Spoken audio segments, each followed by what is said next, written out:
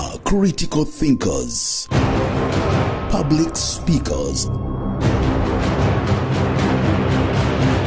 and they debate. And we have doctors, we have nurses and midwives. But you're the one who read the article and said that yes. Introducing I Debate TV Championship, where the best schools in Rwanda battle against each other, resolving conflicts without resorting to violence, solving problems creatively using debate. This is I Debate TV Championship.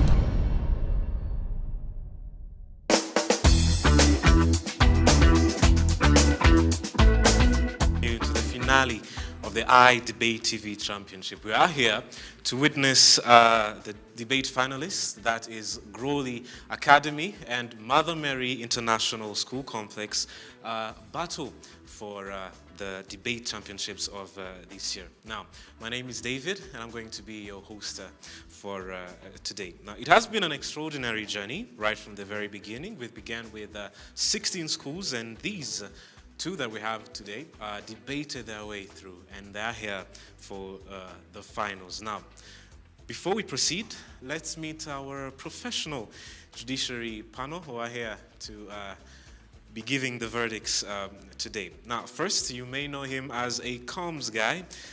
Joining us is blogger and poet, Mr. Bruce Inwari. Round of applause.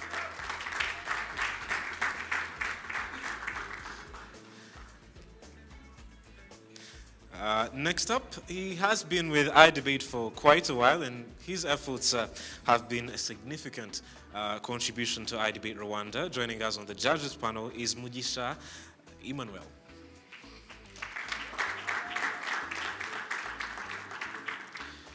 And lastly but not least is Mr. Fred Karumba.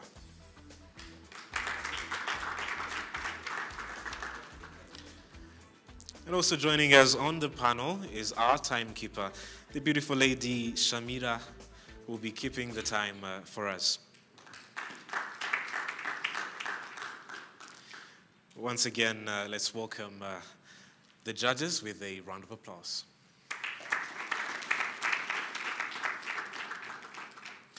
Now, our motion for today.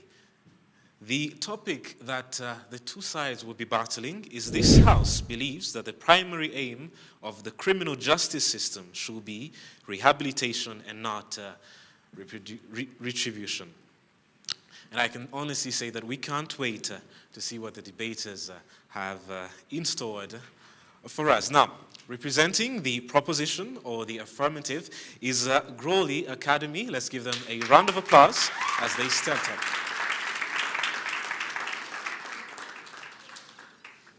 They are ready to tackle this from all sides. Now, that team is made up of Stella Teta. A round of applause. They have the only man on the team, Brian Izere. And Perfect Umulinga.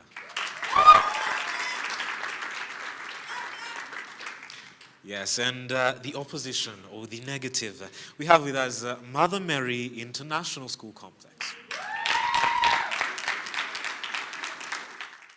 Now, that team is comprised of Cindy Cassandra Ineza, a round of applause, Davin Uwase, and Leslie Isaro Isimpi. Yes, now, as I said earlier, these two teams would not be here if it weren't for their coaches. So if both of the coaches of these two teams would just stand up for recognition as well. The coaches of both sides, please stand up for recognition.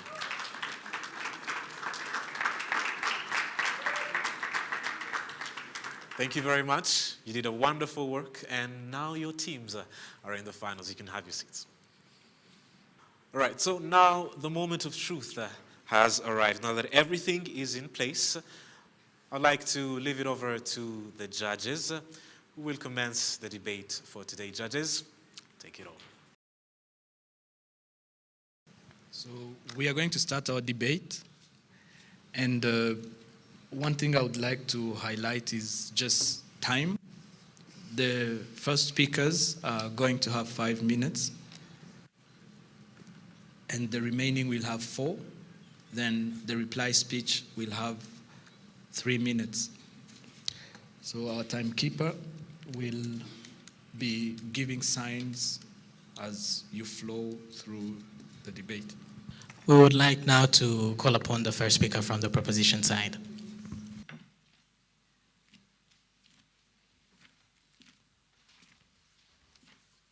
Before I start my speech, I want to thank iDebate, first of all, for having us here.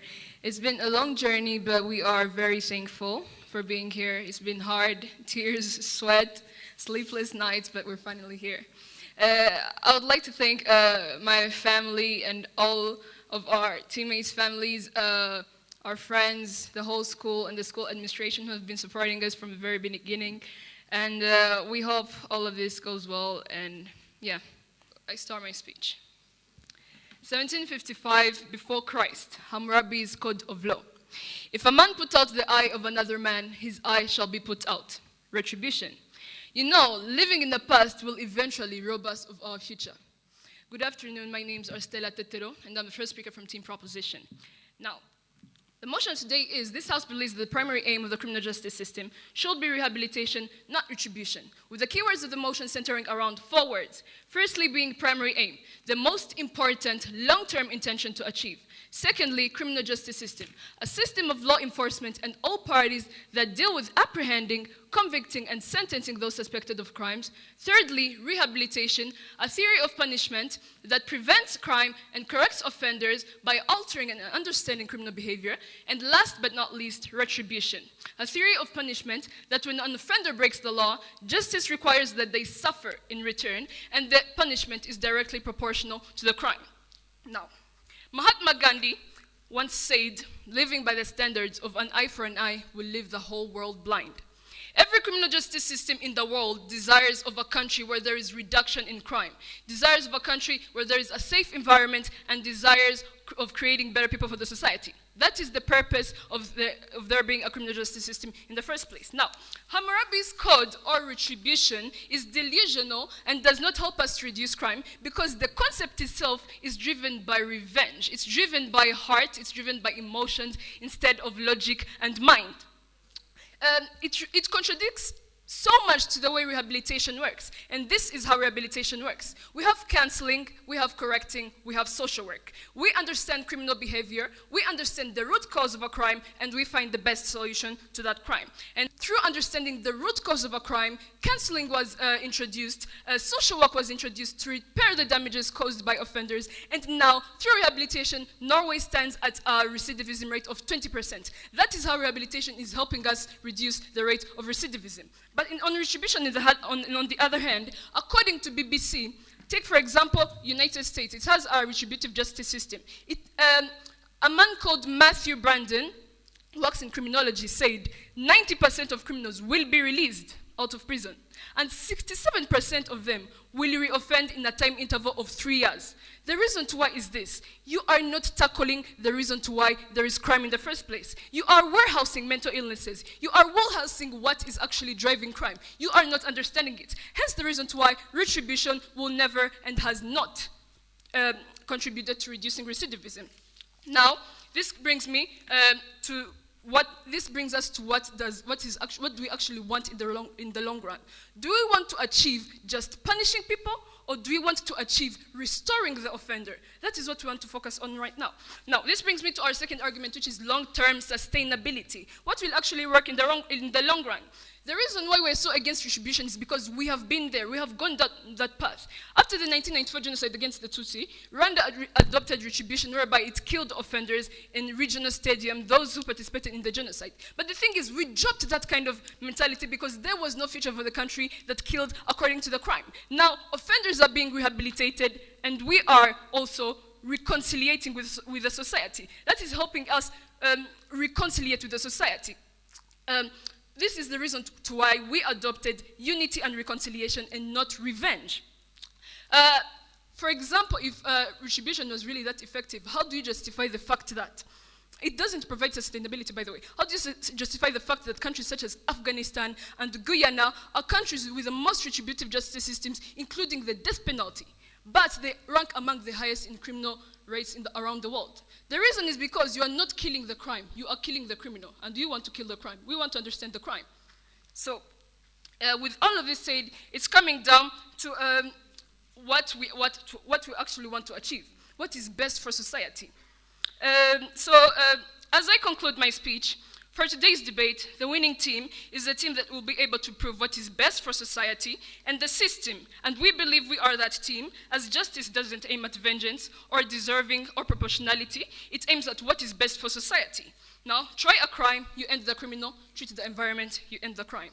Proud to propose.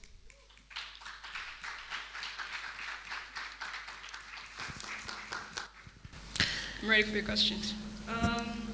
Thank you. You talked about knowing the story of the offender. Can you really know a story of a criminal? Yes, you can. Through rehabilitating them, which is not something I would think you would know because you are not doing it. So you think a criminal is going to open up to you, giving you the opportunity of rendering them guilty to the court? Yes, as I told you, through rehabilitation, we have stages. It is a process. It's not something that is going to come directly. A criminal is not just going to throw themselves at you, which is why we describe it as a process. We are correcting them, and we are rehabilitating them, and we are canceling them. And through a process, we show them... What's the basis of knowing that their story is true? What do you base on knowing that the story is true? The credibility is this. The crime coordinates with a circumstance. And the way we know it, it's like asking a doctor, how do you know that a patient is sick? And how do you know that a patient is suffering from a particular... How are you going to tell that the patient won't fall sick again? What is the assurance that the patient will not fall sick again? Oh, thank you very much. The thing is, there's something called meta-analysis and utilitarianism that indicates the fact that if, let's take this very simple case study. When a patient is sick and a doctor treats them, right?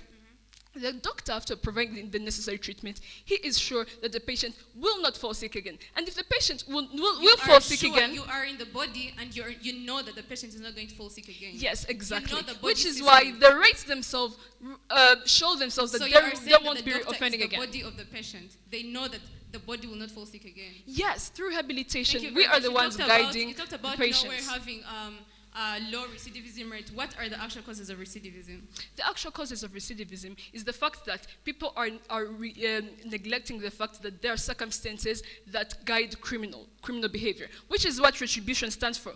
When we say understanding recidivism, a tendency of a criminal reoffending, the reason why there is recidivism in the first place is because some people do not, some justice systems do not actually understand. So you want to say do not actually understand the reason to why there's crime in the first place. Rehabilitation is the treatment to recidivism.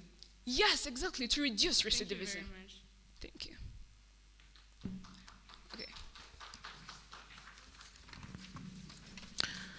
Thank you very much, Honorable Speaker from the proposition side. We'd like now to call upon the first speaker from the opposition.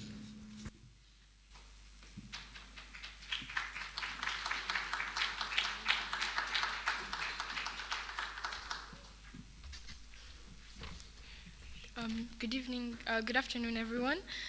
My name is Cassandra. I'm from the opposition side, first speaker, but before I comment, I'd first like to thank, obviously, God for helped me reach here, and basically the whole Holy Family. And I also like to thank my brother. He's really the one who motivated me to go with debate, helping me with research, and if you watch this, bro, thank you, you're the best. Now, I'm moving on with my speech. Now, dear judges, as we can see here, first off, I'm Cassandra, first speaker of the opposition side, Davin as second speaker, and Leslie as third speaker. Now, it seems as though the proposition side is living through rose-colored glasses. They're not really seeing that you cannot change a criminal, which is why we, as the opposition side, reject the notion that this House believes that the primary aim of the criminal justice system should be rehabilitation, not retribution. Before I go on to explain why, I'll first start by defining the keywords, redefining them anyway. The primary aim being the principal objective, as in the first question the criminal justice system should ask is, how do we account for the crime, or what can we do to bring justice to the victim, not how do we help the offender stop committing crimes, or how do you help the offender become a better citizen. This could be asked later on and not emphasized on. And the criminal justice system is a network of government and private agencies intended to manage, accuse, and convict criminals in order for them to integrate back into society. Rehabilitation is the reformation of a prisoner so they can reintegrate back into society. Retribution, also known as the proportionality theory, is a legally authorized approach made to a prisoner solely by the seriousness of the crime committed, meaning the punishments are proportional to the seriousness of the crimes committed. Now, we'll be talking about how rehabilitation is inapplicable and how retribution achieves the three goals of the criminal justice system as a primary aim. And we'll be basing on three things. These are the three goals of the criminal justice system: convicting and punishing the guilty, protecting the innocent, meaning victims and the society, helping the guilty stop reoffending, and we will show you, dear judges, that when retribution is used as the primary aim and rehabilitation the secondary aim of the criminal justice system, this achieves the three goals. The proposition side here told us to see what will help the society. Well, this will obviously help the society, and what they have to show us is how their plan will manage to achieve the three goals of the criminal justice system and how exactly they're trying to make it applicable. Now, moving on to my points, one of the reasons why rehabilitation cannot be used as the primary aim of the criminal justice system is because it is inapplicable as a primary aim. The criminal justice system mainly consists of three things. One is the police, the courts, and the corrections, such as the prisons and rehabilitation centers. These are the three stakeholders. The three stakeholders will not abide to this change from retribution to rehabilitation as a primary aim. This is mainly due to political influence, culture, and economic intervenience. Now, we have seen conflicts between these stakeholders, such as police brutality when the police does not abide to the court. And how will you honestly manage to make such countries like Afghanistan or North Korea abide to this change? I mean, it's inscribed in their culture, in their blood, I'd even say. I mean, we've seen the Taliban stop girls from going to school, and you're trying to tell me that you're going to bring rehabilitation in their criminal justice system, and you think that's going to work? Well, anyway, and let's not forget that these so-called rehabilitation centers are so expensive. I mean, if you've seen the Norway rehabilitation centers, it looks like a villa. I mean, you could go there for vacation. And not to forget that the normal prisons, I mean, they like to call it the torture prisons are way less costly than the rehabilitation centers, which is why this is inapplicable. And real quick, to refute what the first proposition side said, saying an eye for an eye is retribution. She basically wanted to say that it's retribution, right? Yes. So just to let you know, an eye for an eye is revenge, and revenge is definitely different from retribution. And you talked about knowing the root cause of a crime, basically trying to say that the past of the criminals is what makes them commit those crimes. But let us not forget that there are good people that have had bad childhoods, but that ended up helping society. Let's take the example of Oprah Winfrey, who went through abuse by her own, and now she's helping people come out of poverty. And you're just trying to make excuses for the crimes that they're committing. And yes, and about the recidivism rates, the reason why they're so high is because of the criminal history, geographical environment, and age discharged from jail. You're trying to compare the states of America to Norway, and they have completely different history. So that doesn't really come up as believable point. With that, before I move on, let's not also forget that this doesn't achieve the three goals of the criminal justice system. Obviously, if something is not applicable, how can it achieve the three goals? Thank you.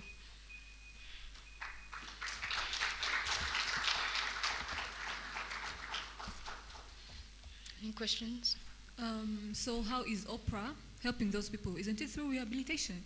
Isn't it through counseling them? She just gives them money, then... Yeah. Do you agree that United States is one of the countries that have more of crime rates? Sorry, the United States is what do you mean? I mean, there are a lot of states in America, yeah? You agree. Then what are those types of states? Like, what what are the crimes that are located into America that are not located into Norway? I'm talking about the history of the country. Unless you don't Like, study history in your school. I mean, they have different backgrounds, so you can't compare it. You talked about Afghanistan not being able to adopt a rehabilitative Due to the current government yeah, that's okay. doing it. Then yeah. how do you justify the fact that you're helping society when you have a retributive justice system, but their crimes are at an all-time high? How do you justify that? We're trying to look at something that everyone can apply. We're not just looking at 3-4 countries. We're looking at the whole world. And if you can't bring this rehabilitation as primary aim, then what is it good for if only some countries use it and others don't? What will Retribution help Afghanistan to achieve? I mean, its goals? that's how they solve crimes. That's in their blood. I mean, that's what they do. And that's its primary, this is when retribution is used as its only aim. But what we're bringing here is retribution as a primary aim and rehabilitation as a secondary aim, meaning coming later and not emphasized on as much. So you are saying we should put the society at stake just because of political... Actually, you're the ones putting society at stake. Since rehabilitation, we're not really sure if it changes the criminal. Since my second speaker will get to this, there's no scale for change. I mean, how do you know whether someone has changed? From 1 to 10. They can just go back, pretend to have changed, then go back and commit crimes, but this time more discreet. Okay, we gave you an example of like how rehabilitation actually worked. So we did not I can also give you examples of how retribution works. Where retribution, because we showed you Afghanistan, the country you're talking about, retribution has not helped it at all, and you're putting the people's health at stake just because we are saying that rehabilitation cannot be applied because some countries can just not transition from retribution to rehabilitation. How do you make retribution real in terms of implementation? We're saying we are not dismissing rehabilitation as a whole. We're saying that it can come in later, but not what you guys are bringing to the table here is removing completely retribution. We're not, okay? Why can't some countries get a transition from retribution to rehabilitation? I think you can Google that yourself. It's your test. You have to. That's a rhetorical question. Thank you. Thank you.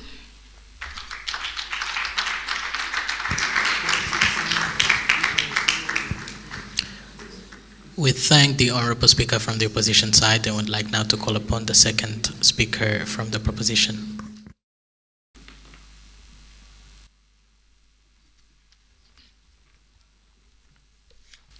To start with, I'd like to pass some Thanksgiving. First of all, I thank God for actually getting to this place. It is of great blessing to actually reach these heights. Thanking my family, my mom, dad, and siblings. Actually, my mom was there, but she went out.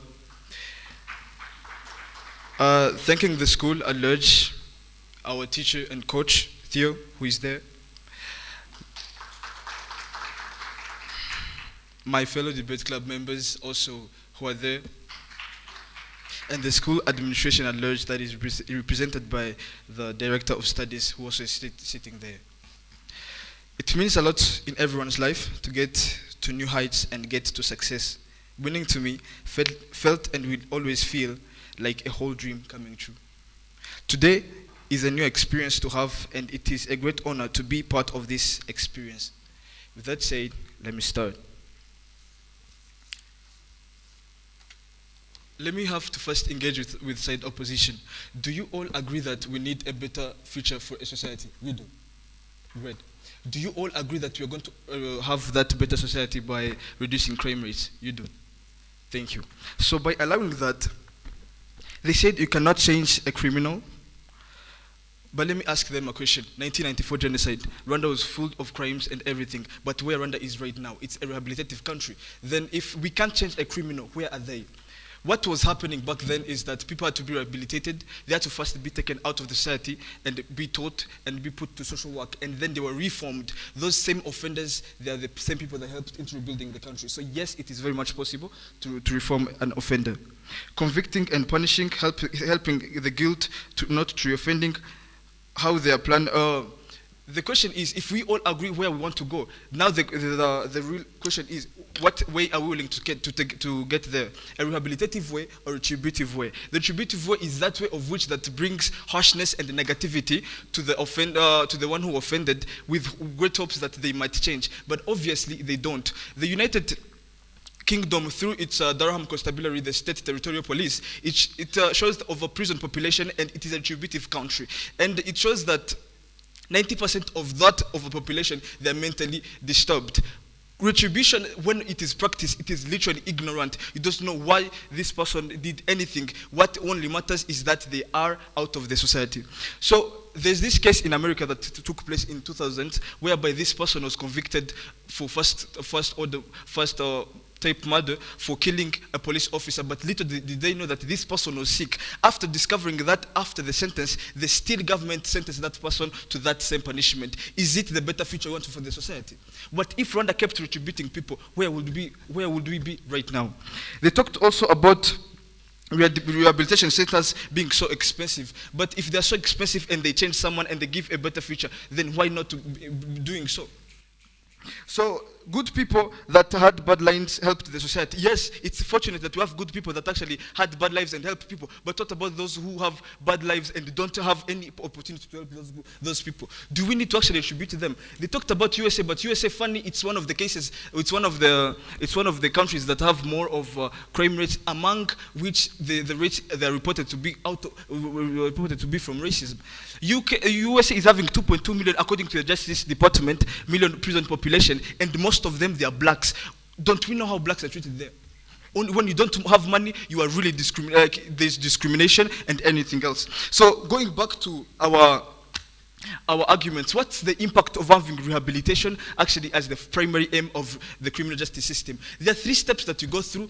First is correction, where we determine if this offender has to be taken out of the society. Then later, after, we go for counseling, and the counseling, that's where we understand the real thing that happened. We don't necessarily have to come in front of the person and then ask, why did you do this? It's always that some people start, what is investigation? They investigate whatever that can lead to any information, so as we get a better understanding on how to handle this case.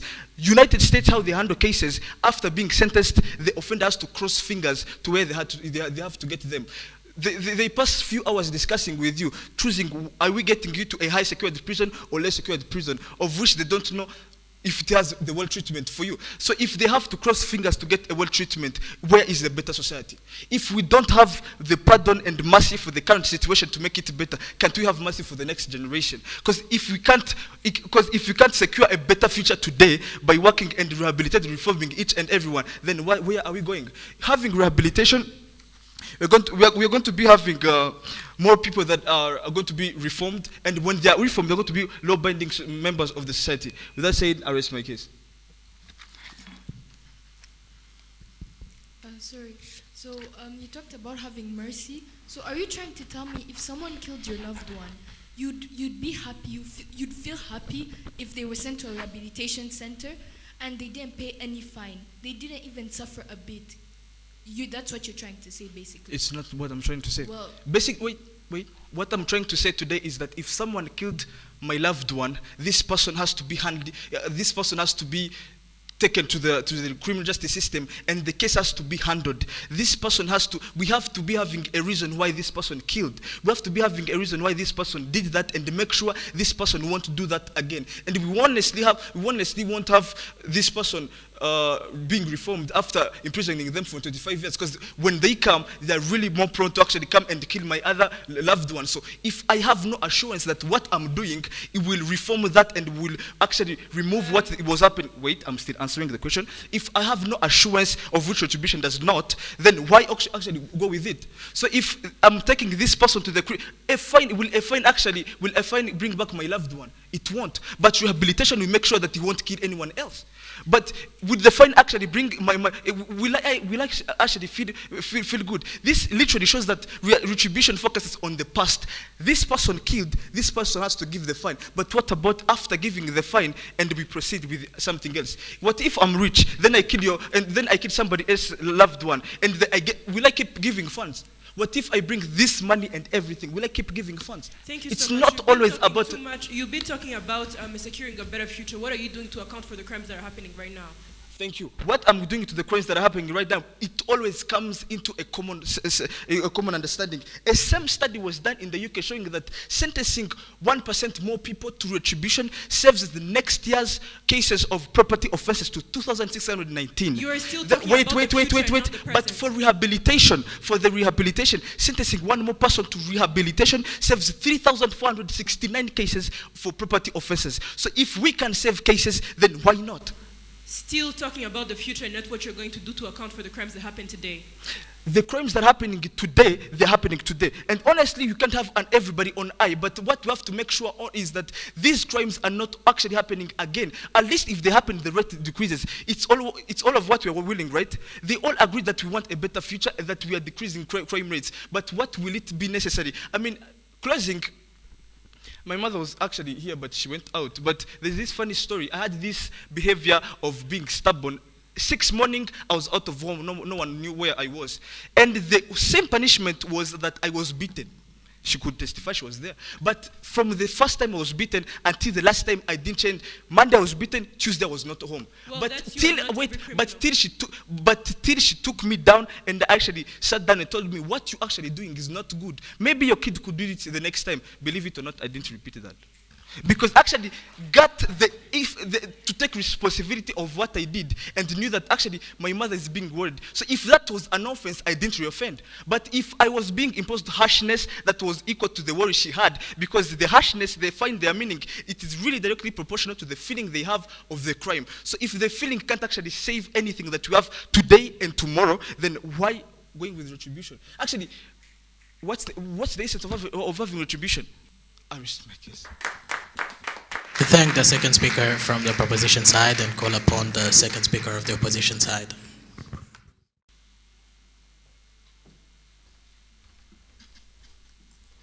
Thank you so much. I would actually first thank, like the others did, but allow me to apologize for maybe the way my first speaker was a little bit harsh to the other side. Yeah. Ladies and gentlemen, my name is Davin. I'm the second speaker from the opposition side. To begin with what the precarious speaker said, allow me to use your mother again, if you will. The first thing the mother did was to punish him. Like, that was the primary thing the mother did. Clearly showing that everyone always spare the rod and spoil the child. They talked about a better society. How do you have a better society with no justice? Ladies and gentlemen, side proposition is clearly showing us that they are not accounting for justice. The topic of today, the motion of today, criminal justice. Justice for the victim and the offender. Ladies and gentlemen, proposition, this is the beam of justice. This is the victim. This is the offender. Once crime is committed, it is now like this. The offender goes up, the victim is down. So what justice does, it brings them back to this level. And does rehabilitation really do that? Giving the offender a beautiful life, an Ivy League prison, is it really achieving justice? Now that is what side opposition is going to show you. Ladies and gentlemen, they talked about, they keep on talking about the United States and how the United States has a high criminal rate and everything like that. Now we are going to show you that rehabilitation cannot indeed work in the United States because of its high criminal rates. I'll get to that. They talked about does retribution help Afghanistan? This is a country that already, just like my first speaker said, it is difficult to bring rehabilitation, to apply it into such countries. Why? Because they are not, rehabilitation does not account for justice. And these are countries that citizens actually normally take justice into their own hands. We're going to look at that, moral injustice, because if I see that I've not gotten justice for the crime that was done towards me, I'm going to take it into my own hands. So countries like Afghanistan cannot actually do this. They keep on talking about how rehabilitation is a long-term, but jury, we're going to show you how rehabilitation is actually not a long-term goal. There's a lot that was said. They talked about revenge. Retribution is not revenge, it is justice, which is the motion of today. Now, ladies and gentlemen, we brought our framework to side proposition and to the jury. Our framework was, is rehabilitation applicable? And second, does it achieve the goals of the motion today? Does it achieve the goals of the criminal justice? Clearly, first, it does not convict and punish the criminal, which is one of the goals of the criminal justice. Second, it does not protect the victim, which is the society. It does not protect the victim, the innocent, the one that has been committed crime against. And third, it does not reduce recidivism. Transparency.com shows that the 3 major causes of recidivism excuse me, I'll get those. The 3 major causes of recidivism are criminal history. I mean, if I've been known as a murderer, I'm going to do that again. And rehabilitation does not solve that because rehabilitation has no measurement. It has no basis. How do you know? Even a doctor, they were talking about doctors. Doctors cannot know that a patient will not fall sick again. It is according to the body of, of that patient. And what we are seeing today is not if patients are going to change or what, is justice, criminal justice, the 3 goals of the criminal justice. Age and geographical environment and so on. They talked about Norway. The reason why Norway has a low crime rate is not solely based on rehabilitation. Ladies and gentlemen, Norway achieved, Norway got into the rehabilitation system in the 1980s. But even before this, Norway had already registered low crime rates. That means it was already having low crime rates. And then, even so, Norway has a strict gun law. That means guns are not allowed in Norway. That could also contribute to the reason why it has low crime rates. Norway has long winters, which, according to transparency.com, these are also other reasons why Norway has low crime rates. So ladies and gentlemen, what we are looking at in the long run is rehabilitation really applicable. When you look at countries where rehabilitation was introduced and the citizens, the victims felt like they were not receiving the exact justice that they needed for the crimes that were committed against them. When you look at Mexico, there was over a 30% increase of 30% of the citizens were taking justice into their own hands. Why? Because they felt like they were not receiving the justice that they actually needed. When you look at the Philippines, this is where citizens are hiring and employed to kill criminals because they feel like the government is not doing enough in bringing justice to the people. So ladies and gentlemen, in the long run, we are evaluating criminal justice, its goals. Retribution holds the criminal accountable. Second, it stops reoffending. How does retribution stop reoffending? Every time prisoners get into prison, there is this thing of when you're in a 4-walled room, you gain your conscience in a certain way. Rather than being taken to rehabilitation, we do not know whether you're going to change. We do not know what actually caused you to get into all that. And then protecting the innocent, which is actually justice. Has the victim received? Okay. The fact that the doctor has no assurance that that the patient is going to be okay, that means they should not get any treatment.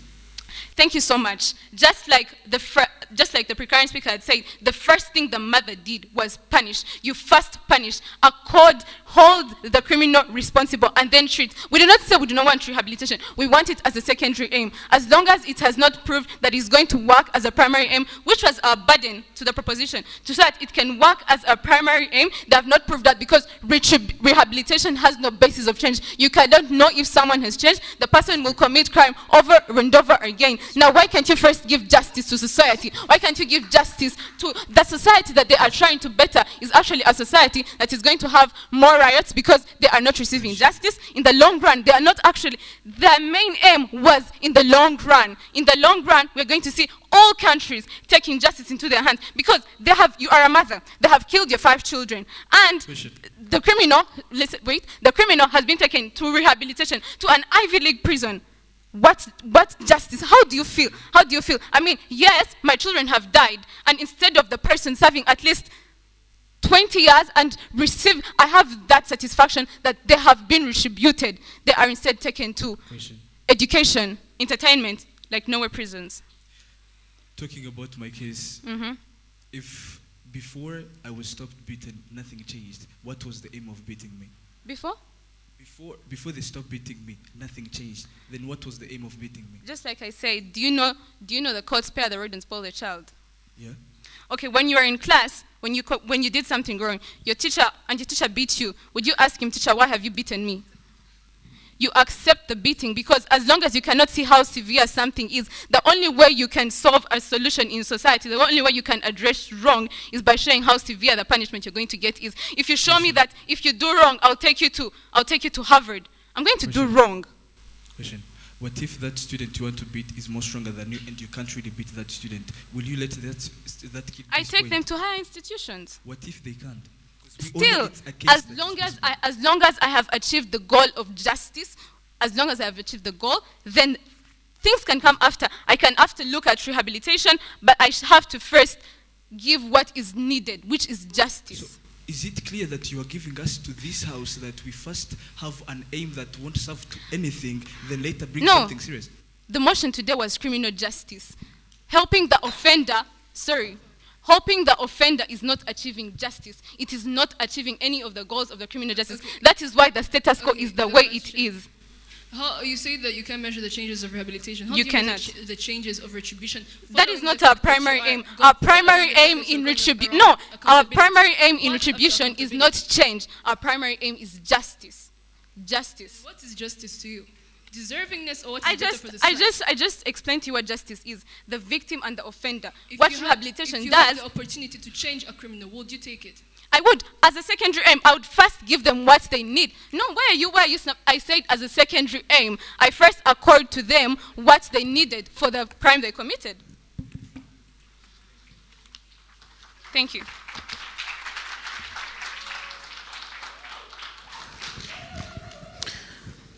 We would like now to call upon the third speaker from the proposition side.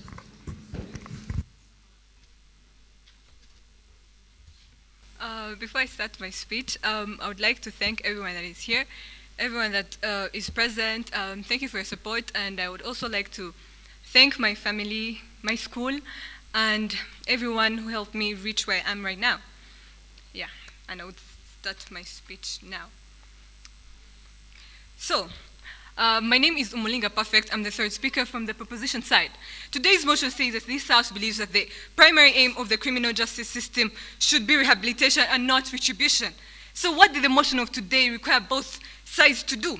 It required both sides to prove to the panel why rehabilitation or retribution is best fit as the primary aim in accordance to the safety of the whole system. We're talking about the offender, we're talking about the victim, and the society at large, because the fact that we are talking about the criminal justice system does not remove the fact that the offender is actually a part of the society.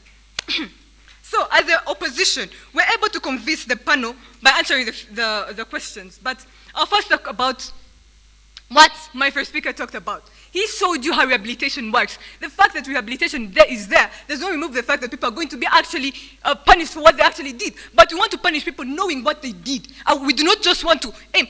You talked about his parents punishing the student. The first thing he did was to punish. But what did the mother aim at? It was to restore the person. That is to rehabilitate. That was their first aim. The first aim was not to punish the person. So that is what we're having wrong. And we showed you that rehabilitation is a process. We are talking about corrective measures. We're talking about social work. We're also talking about counseling. Hey, what does correction do? It makes, it gives the offender the exact punishment he or she deserves. But we want to punish people with actually knowing. We go through these 3 steps.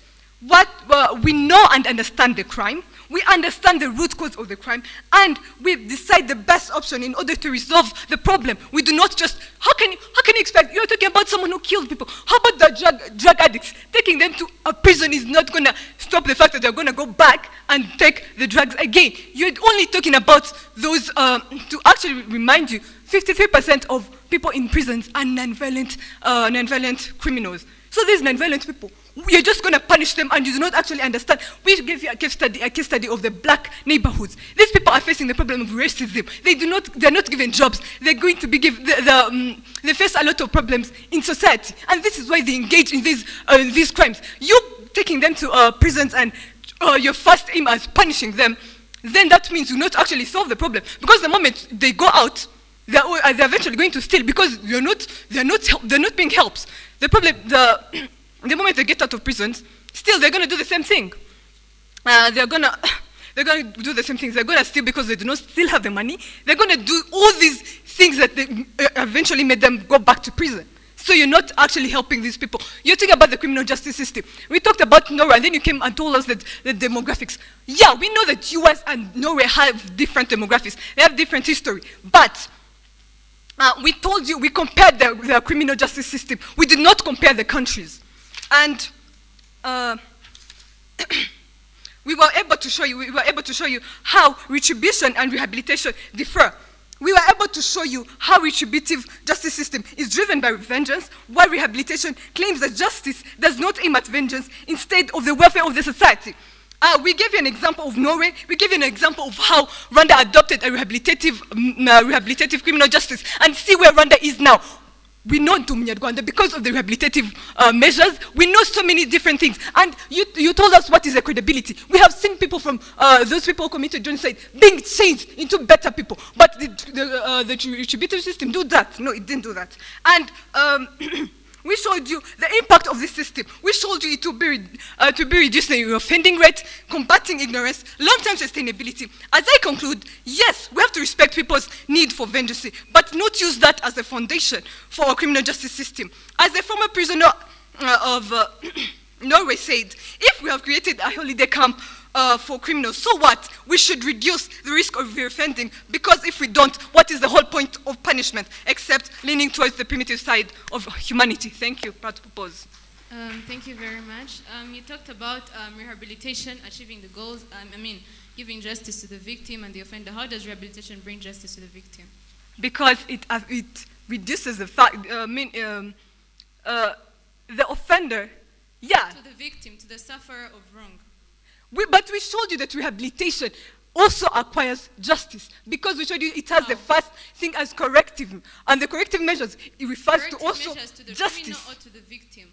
Both of them, obviously, to be given. How does it bring justice to the victim? Okay, let me explain to you. Maybe you do not understand the corrective measures. We're talking about corrective measures. We also take people to prison if they did something wrong. But you want to take people to prison knowing the reasons why they're going there. Do you understand the meaning of a victim, the innocent? Yes, I do understand. Because if I was how does rehabilitation better criminals? Better criminals. How doesn't it even? We're teaching those people. Do you know how many people are in jail just because of embezzlement? People they are financially illiterate. Are sure that they're going to because we're teaching them financial. We teach them different things through rehabilitation. We told you rehabilitation is a process. It's not something that is done overnight. It's something that takes, we correct them, we give them social work, and then we counsel them. Those are three things you're not understanding. What is the rate of success? The rate of success. We showed you an example of Norway, which you're not able to show as the opposition. And we have showed you that the major reason of recidivism in Norway is not rehabilitation. Okay, if you have if you're telling us that Norway it already had it already had a criminal rate. The criminal rate was no more. It was low. But we showed you that the criminal rate before Norway adopted the rehabilitative measures, it was 50, and then now when it adopted, it was 20%. Do you know the countries that have the lowest criminal rates in the world?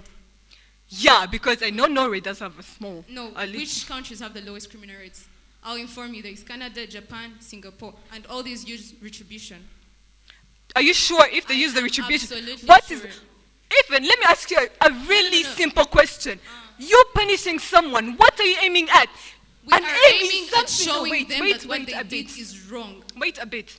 When you're punishing someone, do you aim at punishment, or the first aim is to restore the person? You want to change the person, Our not primary to punish. aim is that they will know that what they did is wrong. Exactly. Through what? Rehabilitation. Thank you. You help them know the crime that they did through rehabilitation, through counseling them and knowing what they did. By sentencing them to prison. By sentencing me not knowing what is the problem. You might just come here and I might kill a person and you don't even understand what is the reason why I killed this person. Maybe I'm mentally ill. Thank you. Thank you. Thank you too. So you talked about someone with mental health issues. Yes. But you ignore the fact that these people are sent to mental health facilities. Mm-hmm. And you as the retributive criminal justice, whatever, what are you going to do to that person? Aren't you going to take them to the prison? When they're being sentenced, we take into account whether they have any mental problem. No, you don't, because yes, we do. No, you don't. Yes, we do. Because we showed you. Unless you've seen anyone being sentenced to jail or something. Then what were the steps for you to actually reach there? It was to understand the crime, to understand the root cause and find the best option for that person, and that is rehabilitation. Thank you.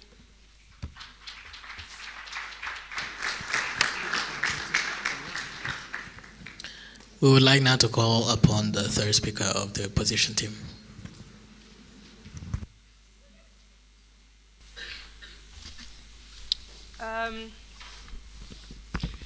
I would first like to thank everybody that is here today, everybody that came to watch, the families that came to support their loved ones.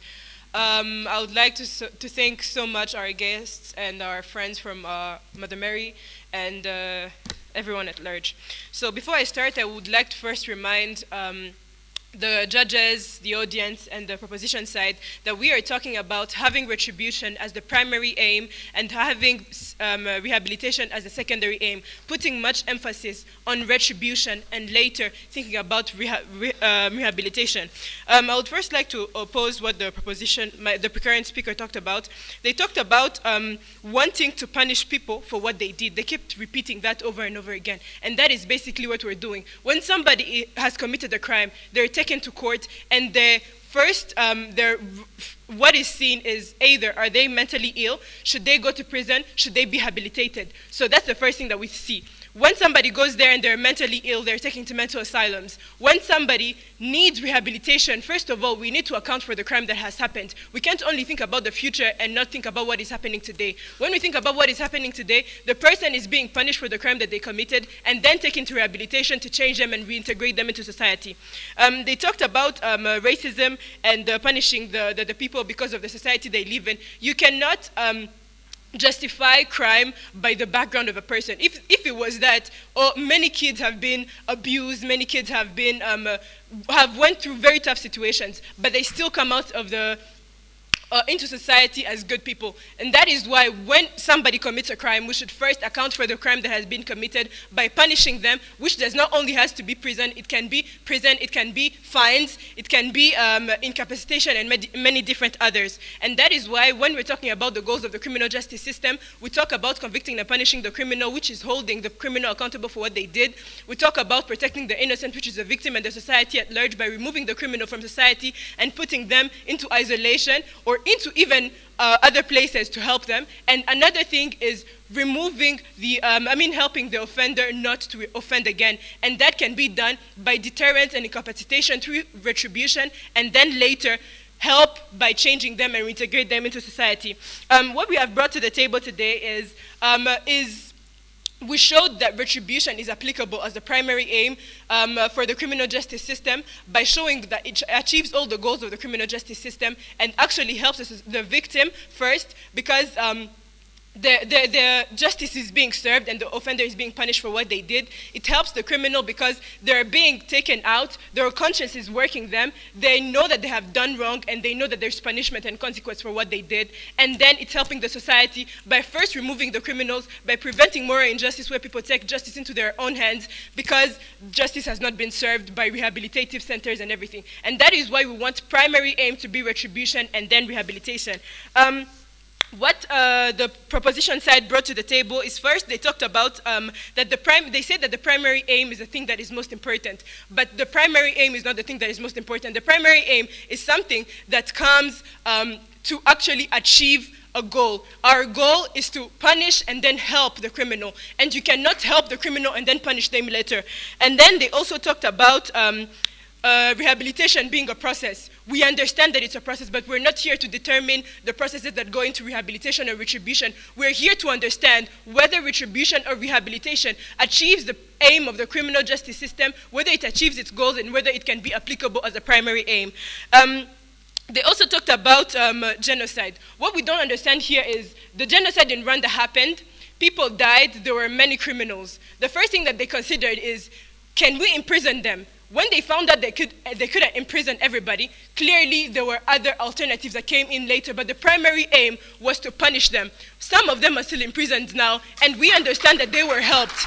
But that helping came as a result of helping them reconcile with the society and actually helping their problem with the backgrounds.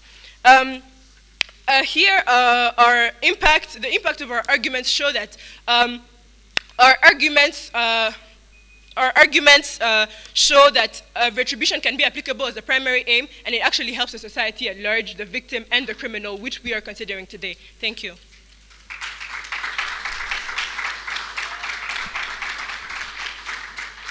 Any questions?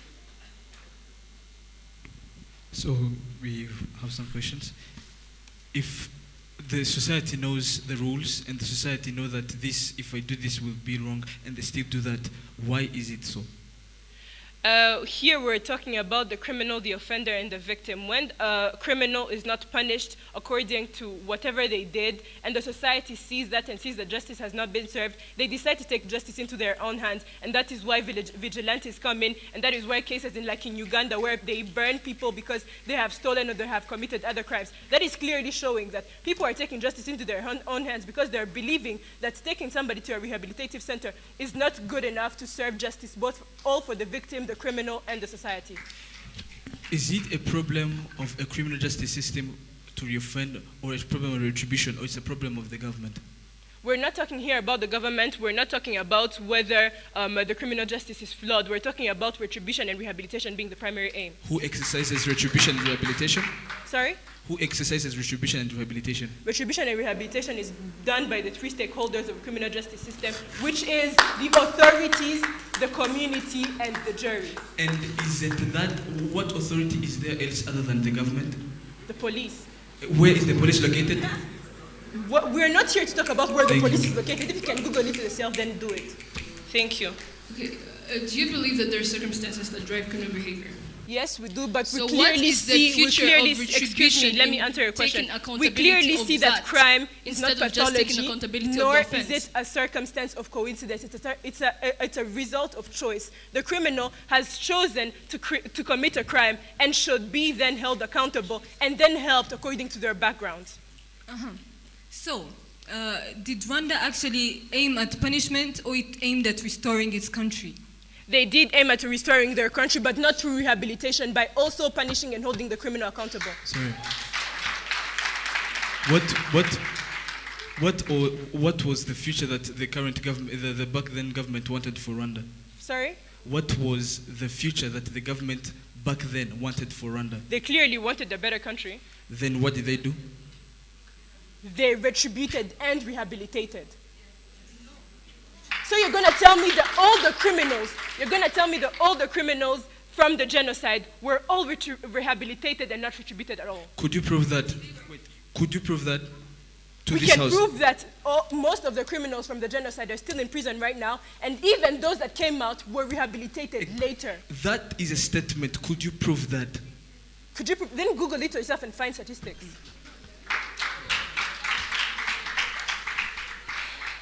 Anything else? Thank you.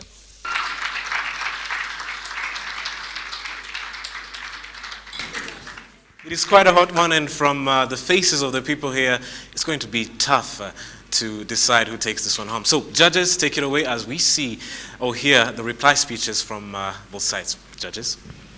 Thank you. We'd like now to call upon the reply speaker from the opposition side. And you're reminded that you have 3 minutes.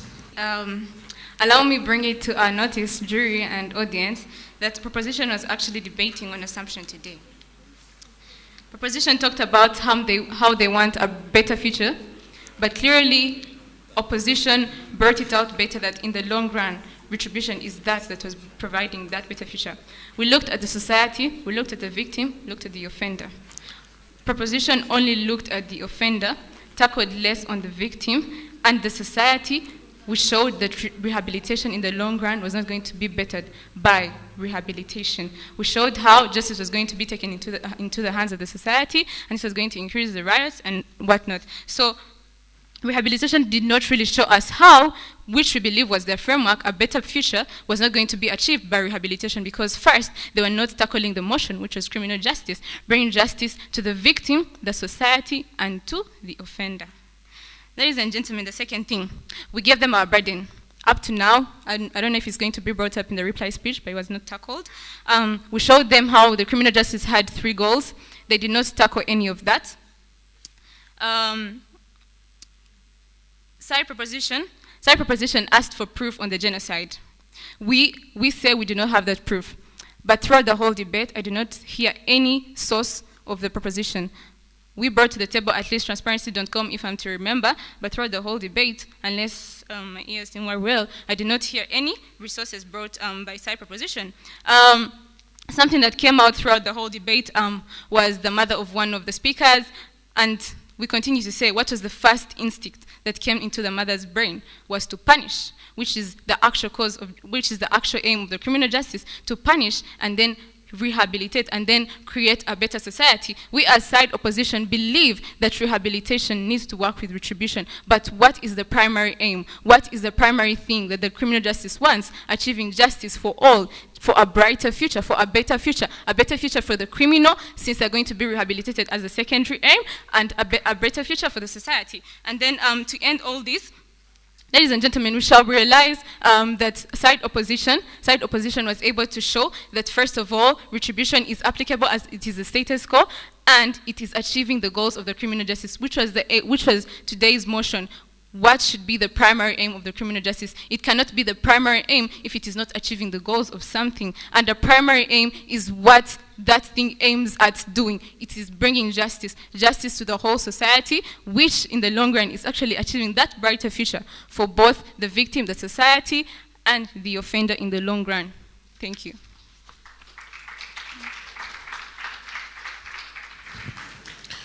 We would like now to call upon the reply speaker from the proposition side. Today's debate was basically on the fact whether rehabilitation should be the first aim or retribution should be the first aim. They brought up retribution, saying that they convict the crime, there is conviction, protecting the victim, and all of that. And they are constantly proclaiming that they are actually working on each and every one and bringing justice to the society. But if we are able to reduce recidivism, of which they fail to show that retribution actually reduces reoffending rates, then isn't that protection? That is justice.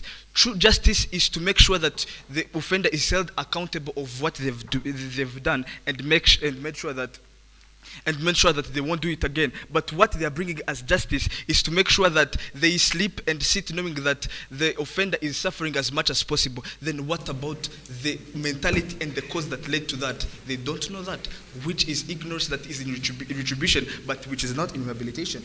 Retribution, they talked about the first aim and the first, but what we both want as two sides is the better future of the society, and it's by reducing the crimes. But if they didn't bring in any way that retribution decreases the crimes, then what justice do we have if it can't lead us to where we want to go? They've been using my case and everything that the parent actually first started on retribution. If retribution, it is being used as a first aim, and in every case it doesn't yield productivity, why should it be as the primary aim for justice? If justice used has to be yielding impact. Rehabilitation corrects, counsels, and gives social work, and all of that brings accountability to the offender and makes the offender be held accountable of what they've been doing, and through all of that they are sure to not reoffend, as we gave a lot of statistics showing that about the case of Norway, actually there is a 30% reduction of reoffending rates, of which they didn't bring any statistics showing that what countries they had anything else, and retribution is helping. Rehabilitation handles the whole case, because it makes sure that anyone having mental illness or any other problem knows that what we want and what they've done is not true, and they won't do it again. Today, the main aim of the criminal justice system is to give a better future and by reducing crimes. But the justice we need to give both two sides is the justice that will build justice, that will actually bring something more productivity, devolve the society. But if retribution doesn't, then why make it the first aim? If retribution is the first aim, it doesn't. Why should we actually have retribution when it doesn't yield more effects, when it doesn't decrease the rates of crimes as we want? So if we do not decreasing the rate of the crimes, there is no need of having criminal justice system. Let's get to know the necessity of decreasing the rates of crimes, and as we all agree, it's for a better future. So if there is no decrease in crimes, there is no better future. There is no way of a criminal justice system. So to conclude, there are two impacts. They clearly brought no impact, basically destroying the rehabilitation. But what we want today is what justice will build a society to a sustainable, to a long sustainability, and what is more practicable. As we have shown, rehabilitation is more practicable because it exactly protects the society by reducing crimes, as I've showed through various statistics. With that said, I rest my case.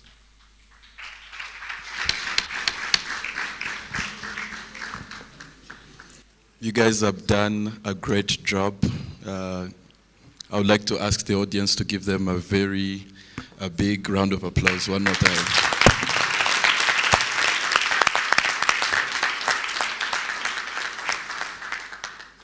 This was a very heated debate. On our side, as the judges, it was really unclear before, but we're just going to give just some general feedback about what we think went on here. Okay, so for me, with the proposition, they defined, sorry, yeah, that's the proposition. Yeah, they defined the main terms, and that's retribution, criminal justice, justice system, yeah, and rehabilitation. And we were kind of also hoping for a boundary. I think we wanted to know if it's, is it going to be, are you talking about the whole world, or would you like to keep it like just a particular region, maybe Rwanda or this? And it kind of left the debate really open. So most of what I heard from the proposition was that retribution is very harsh and it doesn't bring down crime. Recidivism being high, especially in the US, proving that none of what is being done with retribution is actually working. And yeah, so, and that the main goal is what's best for society, exactly, right? And so from the opposition, they did define what they think should be done, what the goals are for the justice system, and how retribution actually contributes to that. They also asked the proposition how they also told the opposition that rehab is very expensive, and that crime is not only is accounted for by history and geography, and most of it. I'm not going to go through everything, but from what I would like to give as feedback is that the debate was open until maybe by the second speeches, and it gave us a clear picture of what either sides were talking about. And whatever comes at the verdict, I really enjoyed this, and really proud of either teams. So thank you very much. Thank you. For me, I'll just give a very quick sum up. I personally have enjoyed judging this debate. 3 pillars was the crime, the offender, and the victim. And I've seen both teams trying to show us how justice could be served as per their side. So the only thing I've seen here was that the proposition, there is one thing that was raised by the second speaker from the opposition, where she was trying to show us that the main aim which was being advocated by the opposition was to convict, to protect the innocent victim, and to help the criminal change, that which would now come as the rehabilitation. And to me, that one was that's where I felt like the opposition was not really fitting into the general picture which they were trying to portray, leaving behind the innocent who have been the victim. Okay, thank you so much. Thank you to both teams. I wanted to also convey that I really enjoyed this debate. You all had very strong arguments which you were able to put forward in a very articulate manner. It was really enjoyable. I just have some also very general comments. Of course, all three of us judges are still here. Should any of you want to receive more personalized feedback. But I would say that some of the things I would hope for both teams to work on in the future. One, for the proposition side, you did a really good job of defining the motion, especially the keywords. But I hope that you will be able to, going forward, go a little bit further and explain your vision for the motion. Yes, we know what criminal justice means and rehabilitation and retribution, but within your view of this debate, what exactly are you advocating for? Is it rehabilitation alone? Is it punishment that takes into account rehabilitation, or is it punishment and then rehabilitation? We were not able to see that really come to light very, very clearly. Another thing is now the question of the examples that we use, right? Of course, in debate, silence is consent, so if they're not addressed by the other team, then as judges, we leave it the way it is. But you used a lot of examples, the opposition team trying to argue for your side. For example, talking about citizens taking justice into their own hands whenever they feel like justice is not being served as it should.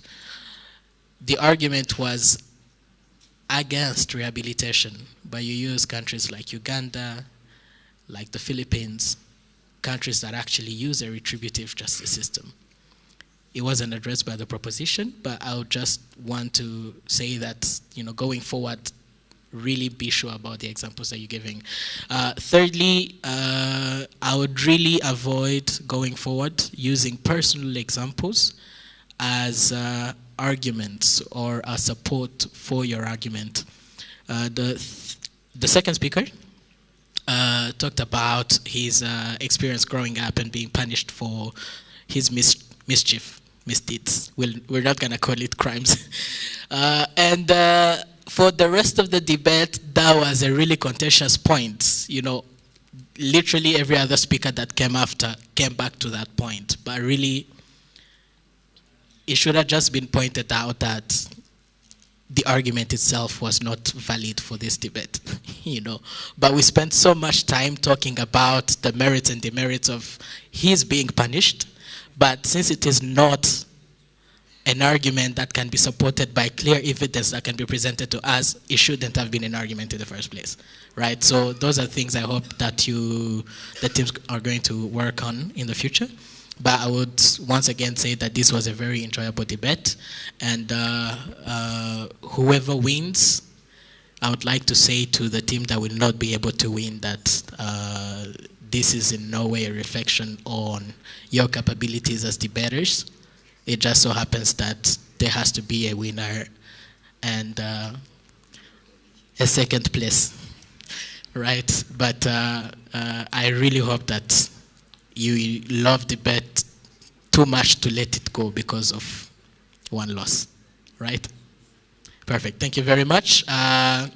Very shortly, you will get to know who won this round, who is the iDebate TV debate champion of 2022.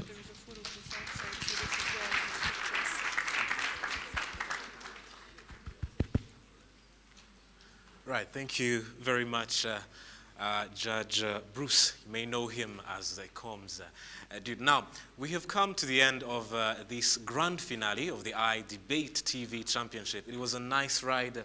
The two teams have debated, they have spoken, and the judges have heard. And very shortly, we'll get to hear the verdict.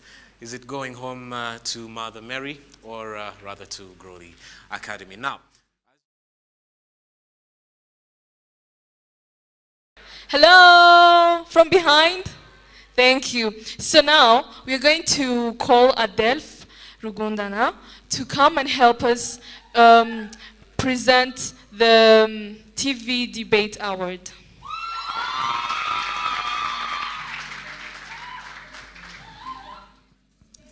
Hello, everyone. I am Adele Frugondana, like she just said, and I work at iDebate. And I joined iDebate last year in October. I was introduced to iDebate by my sister, Loan Miza, who is a beloved member of the organization. Coming into this journey, I was excited about the endless opportunities that iDebate provided. I was a witness to the impact that the organization had, and I could not wait to be part of it. And for that, I thank Jean-Michel and the team. During the first few weeks working for iDebate, I was assigned to coordinate and lead teams for the debate tournaments. One of the highlights of my journey was leading the TV debate series, which some of you had the opportunity to witness earlier today. It was a long journey working alongside very bright students and hard-working team.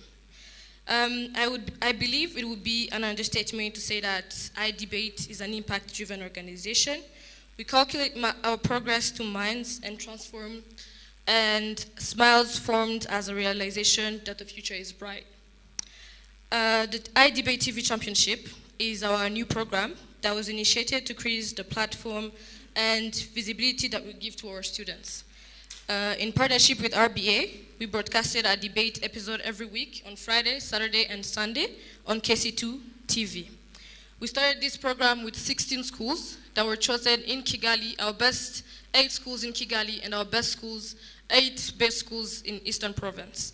Through different knockout stages. And today, we had our finals.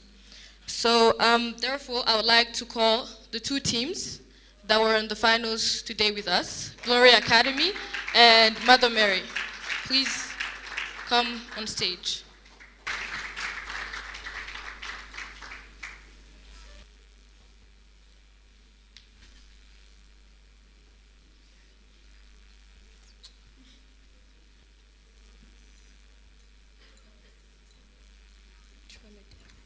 All right, thank you very much.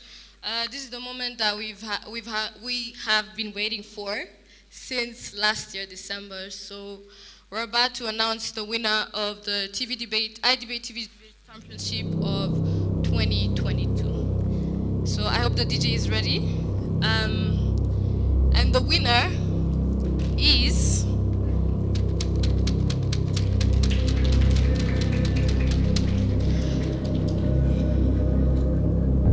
Mother Mary.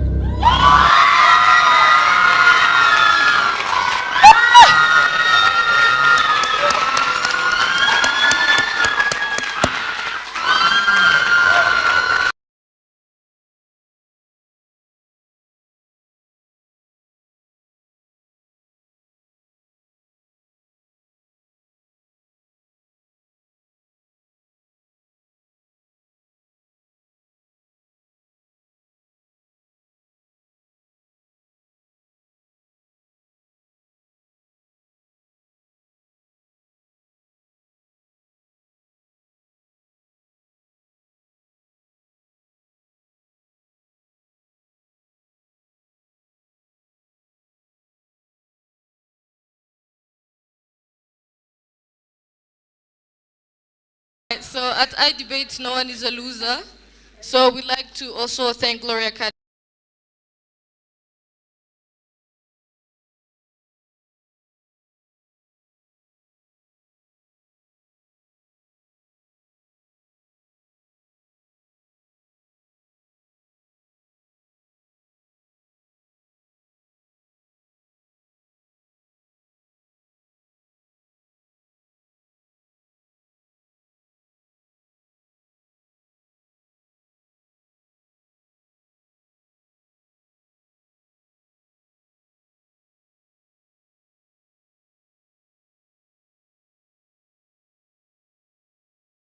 Round of applause for the winners, please.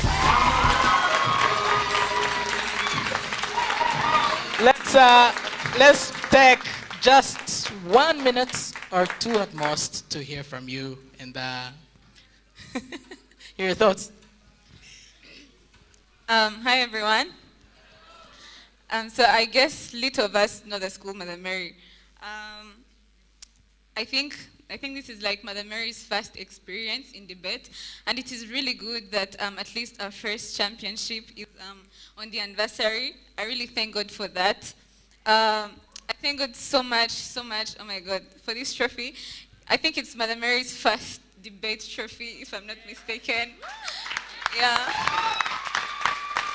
Yeah, and I feel like it's really an inspiration. It is an inspiration. I thank God so much for the team that always follows us, the debaters, and I really feel like they're going to step in the footsteps of those that are going before them and after them. Yeah, and then I thank God so much for iDebate. I don't know, I'm thanking God so much, but yes, I thank God so much. I thank God so much for iDebate for giving us this platform. I really wanted to say this while I was seated there. So I went to Fawe. And at Fawe, I just felt like I was not being given the platform that I needed. Like, not because we're losing a lot, but like, I don't know, like, I just felt like I wasn't being seen. So I really thank God for, he knew, okay, I thank God and iDebate for he knew that this is the time, yeah, on the anniversary. I thank our teachers, I thank our coach, Teacher Sab. Yeah, yeah, and lastly, all of us would thank Jean-Michel. For me personally, I see Jean-Michel at church. I don't think he knows that. But like, you know, seeing someone helping people, helping the youth build, you know, careers and build themselves, and seeing him also in church preach is a double inspiration.